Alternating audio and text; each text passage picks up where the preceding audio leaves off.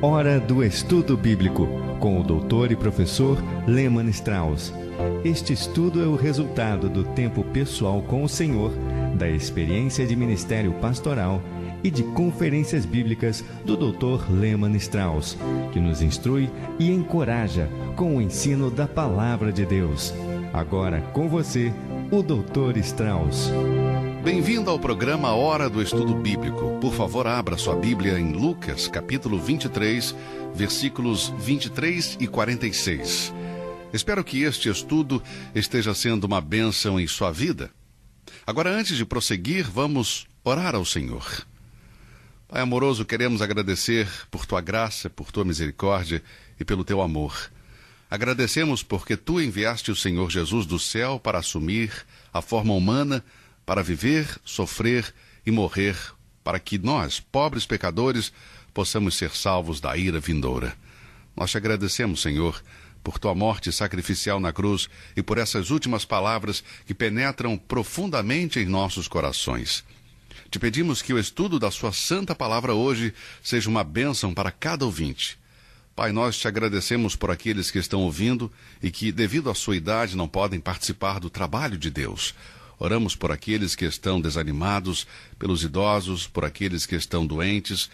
Te agradecemos por aqueles que estão escutando este programa e estão na prisão. Que esta mensagem toque em seus corações. Nós te agradecemos, Pai, pelos jovens que têm mostrado interesse no estudo da Tua palavra.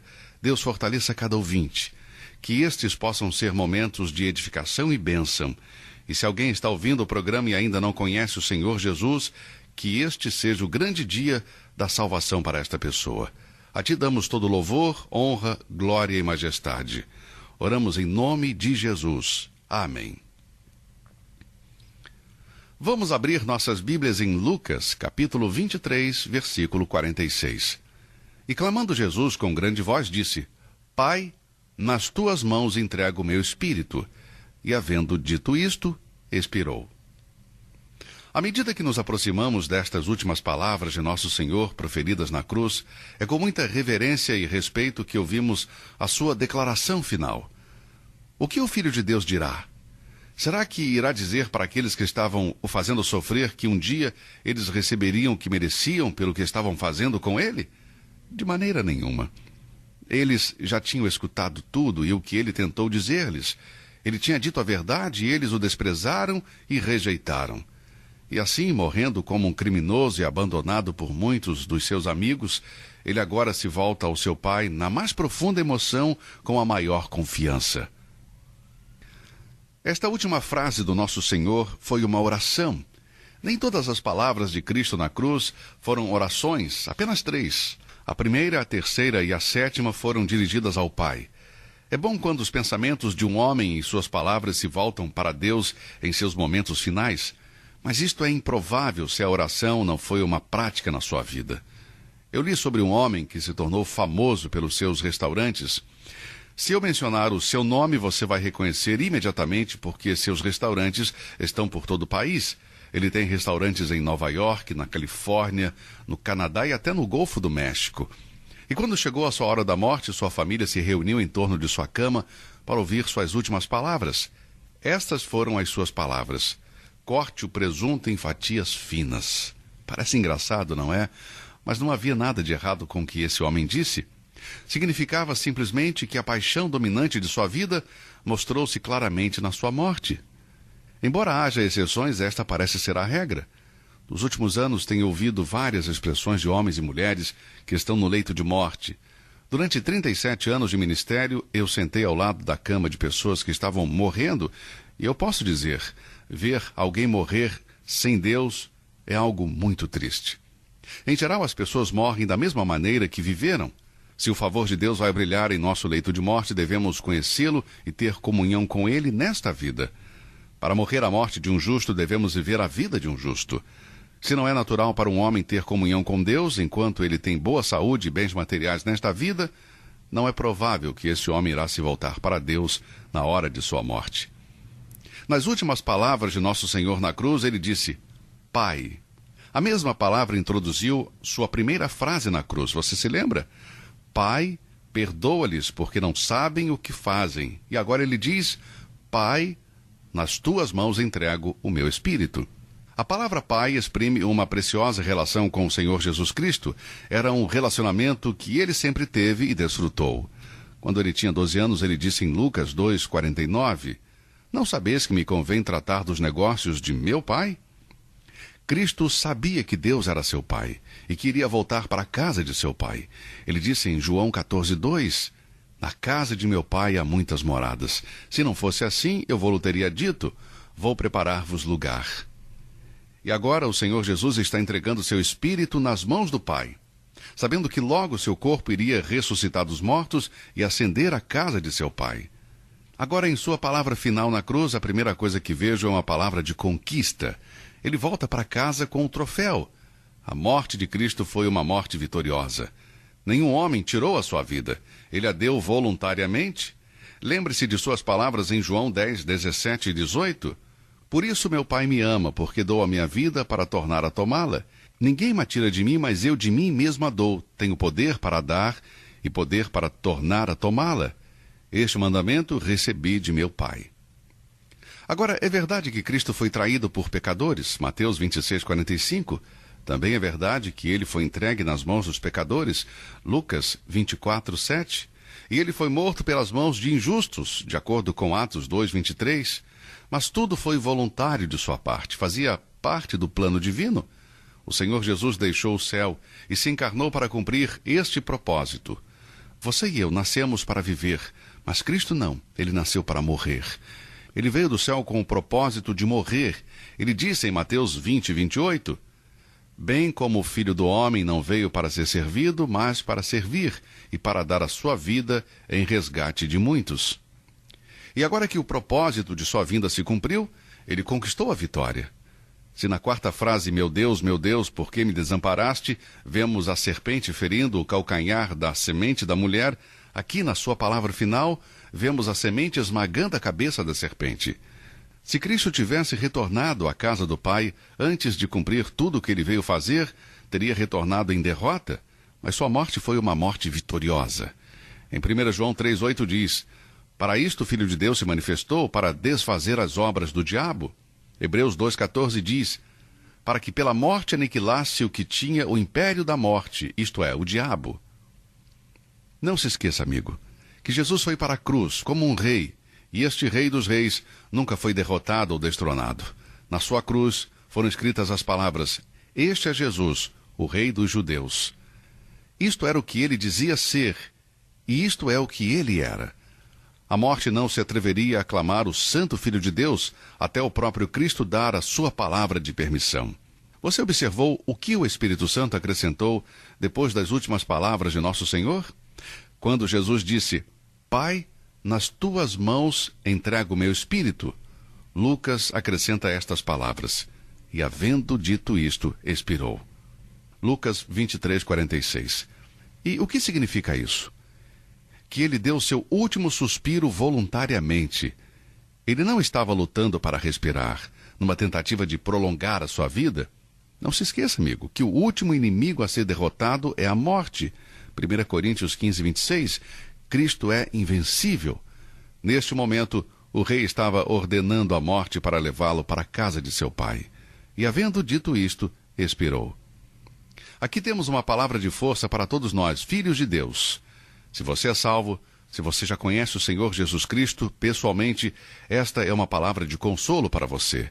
A morte sempre foi para o Filho de Deus uma porta para o céu. Isso não era verdade antes do Calvário, mas agora é verdadeiro. A este respeito, a segunda palavra do Senhor, dirigida ao ladrão arrependido, é muito significativa. Lembre-se, em Lucas 23, 43, ele disse, hoje estarás comigo no paraíso. Se este criminoso tivesse se convertido e morrido um dia antes de Cristo morrer, seu espírito teria ido para um lugar especialmente preparado para os espíritos dos mortos, mas ele foi estar com Cristo e Cristo foi estar com o Pai. Quando um crente morre nesta presente dispensação, ele parte para estar com Cristo, Filipenses 1, 23.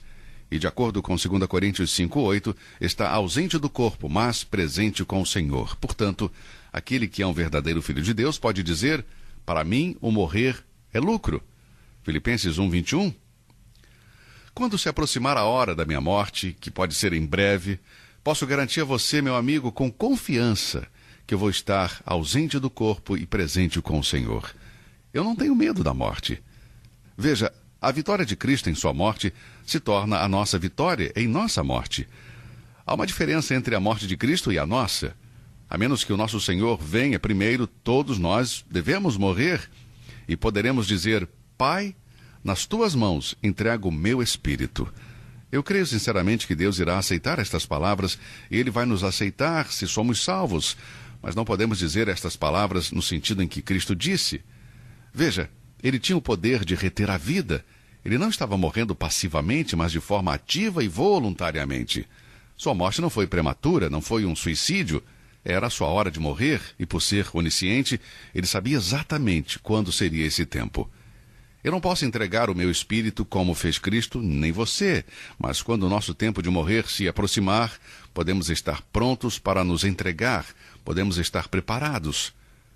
Como Paulo, devemos ser capazes de dizer: porque eu já estou sendo oferecido por aspersão de sacrifício, e o tempo da minha partida está próximo. 2 Timóteo 4:6. Agora, Paulo tinha a esperança de estar vivo quando Cristo voltasse. Creio que Paulo não esperava morrer quando ele escreveu a epístola aos Tessalonicenses, ou seja, a primeira epístola, quando ele disse: nós, os que ficarmos vivos, seremos arrebatados.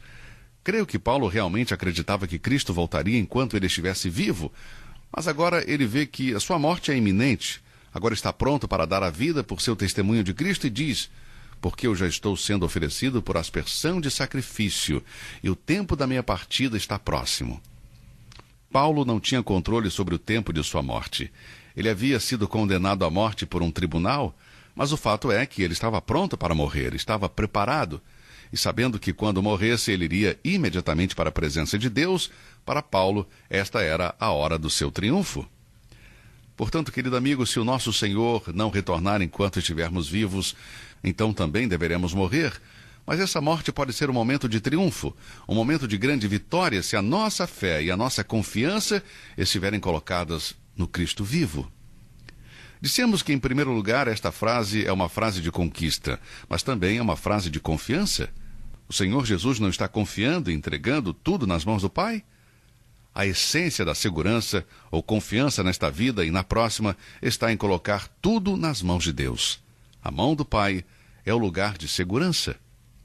Lembre-se que o Senhor Jesus disse em João capítulo 10, versículo 29, meu Pai que mas deu é maior do que todos, e ninguém pode arrebatá-las da mão de meu Pai.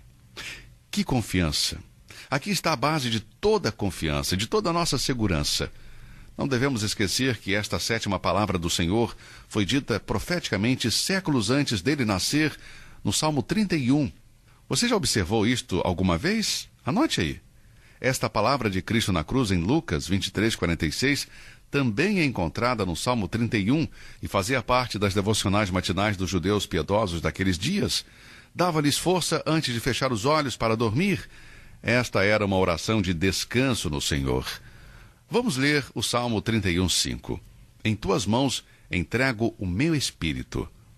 Não há nada como as orações da Bíblia que dão força e confiança para o coração daquele que conhece a Deus. Veja, amigos, esta oração é de uma alma redimida, porque o versículo continua dizendo: Tu me redimiste, Senhor, Deus da verdade. A alma redimida pertence a Deus, é propriedade dele, portanto, há razão suficiente para um filho de Deus se entregar por completo nas mãos de seu Pai Celestial. Não existem palavras como as da Bíblia, seja na vida ou na morte. Há muitos bons livros no mundo, mas eles são irrelevantes no momento da morte. O Senhor Jesus sabia exatamente as palavras que deveria dizer antes de morrer. Quando ele era menino, ele as escutou na sinagoga e em casa, mas não esperou a morte para usá-las. Era prática sua referir às Escrituras. Por exemplo, quando ele foi tentado pelo demônio, ele respondeu com estas palavras: está escrito. O Senhor Jesus dependeu das Escrituras durante toda a sua vida aqui na terra e confiou nela até mesmo no tempo de sua morte. Esta é uma boa razão para que você e eu sejamos homens e mulheres da Palavra de Deus. Amados, Sejam homens e mulheres da Palavra de Deus. Passem tempo estudando a Palavra de Deus. Sustentem o ministério que ensina a Palavra de Deus, onde as almas das pessoas podem ser alimentadas com o maná do céu. Agora, certamente você observou que Jesus não citou todo o texto de Davi. Se olharmos este versículo novamente, veremos que o Senhor acrescentou algo no começo da sua última declaração, que não está no Salmo 31:5. E o que ele acrescentou? Ele acrescentou a palavra Pai, que não aparece no Salmo 31. Os homens não se referiam a Deus como Pai nos tempos do Antigo Testamento. Deus é chamado Pai da nação de Israel, mas a palavra nunca foi usada em relação aos indivíduos até a vinda do Senhor Jesus. Foi Cristo que introduziu essa nova consciência de Deus, e ela nunca foi usada com referência a toda a raça humana. A ideia de paternidade universal de Deus não é ensinada na Bíblia. O Pai de nosso Senhor Jesus Cristo se torna nosso Pai quando recebemos a Cristo como nosso Salvador e Senhor. Jesus disse em João 14:6, ninguém vem ao Pai senão por mim. Que bênção é quando nos aproximamos de Cristo e seu Pai torna-se o nosso Pai também. 1 João 3:1 diz, vede com grande amor nos tem concedido o Pai, que fôssemos chamados filhos de Deus, por isso o mundo não nos conhece, porque não o conhece a Ele. Depois observe como Jesus no final omitiu as palavras, tu me redimiste, Senhor Deus da verdade. Esta declaração aparece no Salmo 31, mas Cristo não as incluiu em suas últimas palavras. O clamor do salmista era o clamor de um pecador para Deus salvá-lo, mas o clamor de Cristo na cruz era do Salvador indo diante de Deus, depois de ter provido a salvação para os pecadores. Cristo não precisava citar a frase, tu me redimiste, porque ele era o Santo Filho de Deus, que não precisava ser redimido. Ele era e é o único Redentor do mundo. E agora que Deus deu seu Filho para morrer por nós, podemos dizer, tu me redimiste. Esta última frase nos lábios do Senhor tem uma aplicação pessoal para todo pecador que confia nele para a salvação. Significa que nós podemos morrer como Jesus morreu, com total segurança, com total fé e confiança que o nosso Pai no céu vai nos receber. Nenhum filho de Deus precisa temer a morte. Seu aguilhão se foi para sempre. E podemos dizer como o salmista, em Salmo 23:4, ainda que eu andasse pelo vale da sombra da morte, não temeria mal algum, porque tu estás comigo, a tua vara e o teu cajado me consolam. Se nós cristãos morremos antes de Jesus voltar para levar sua igreja para o céu, podemos morrer com a certeza da ressurreição futura e da imortalidade dos nossos corpos. E durante o tempo entre a morte e a ressurreição, os nossos espíritos vão estar com o Senhor. Meu amigo ouvinte, se a morte se aproxima para você e você está ciente nesses últimos momentos, você pode dizer como Tiago disse, Senhor Jesus, recebe o meu espírito. Atos 7:59. Não desligue o seu rádio agora, amigo. Se você não é salvo, não se mova de onde você está, até que você tenha se levantado o seu coração a Deus pedindo salvação, recebendo o seu Filho como seu Salvador pessoal. E então você poderá dizer, Pai, nas tuas mãos entrego o meu espírito. Que Deus abençoe a sua vida e obrigado por ouvir o nosso estudo sobre as últimas palavras de Cristo na cruz. Você ouviu Hora do Estudo Bíblico com o professor e doutor Leman Strauss. Se você deseja ouvir novamente esta mensagem, visite nossa página na internet www.bbnradio.org. Fica o convite para você nos acompanhar amanhã, neste mesmo horário, aqui na BBN. Hora do Estudo Bíblico é uma produção da BBN.